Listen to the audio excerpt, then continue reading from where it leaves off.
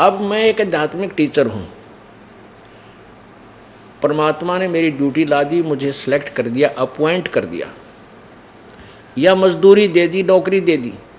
और मेरे से पहले जो आध्यात्मिक टीचर थे उन्होंने भी वेदों और गीता और पुराणों को आधार मानकर जनता को ज्ञान दे रखा है, और उस ज्ञान की अलग से MBD बना रखी है। देखो, एक तो सिलेबस होता है, एक अन्य जो गाइड बनाते हैं, गाइड। तो गाइड सिलेबस तो गवर्नमेंट की तरफ से सिलेक्टेड होता है, और गाइड जो है व्यक्ति विशेष का अपना अनुभव है, जैसा उसने एक सिलेबस को समझा उसका अनुवाद उसमें किया, सॉल्यूशन किया।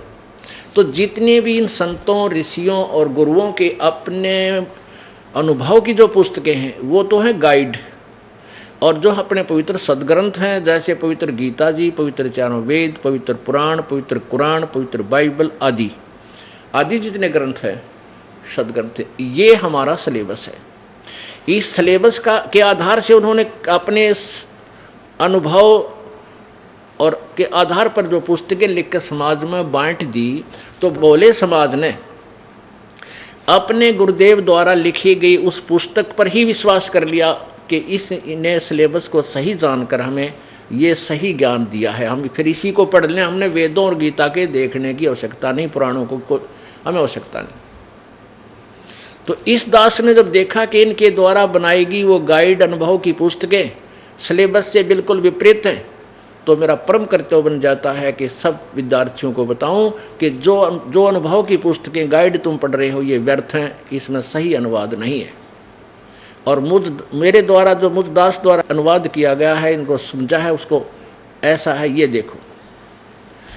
तो उन में इस प्रकार जो विरोध कौन लोग करते हैं, विद्यार्थियों को नहीं होता। विद्यार्थी तो अपने उन गुरुओं के पास जाकर प्रश्न उत्तरी करते हैं कि आप तो कह रहे थे ये अनुवाद ऐसा है, अब जो टीचर है वो बता रहा है कि ये अनुवाद ठीक नहीं है, क्या गुरुदेव ये सत्य है? अब गुरुदेव सत्य क्यों माने? क्योंकि उसकी बेइज्जती हो है, उसका अभिमान हो, मान गिरे, तो वो गुरुजी क्या कहता है कि वो बदमाश है, वो मूर्ख है, उसको क्या पता है। हमने जो अनुवाद किया ये सही है और शास्त्र अनुसार, सिलेबस के अनुसार है।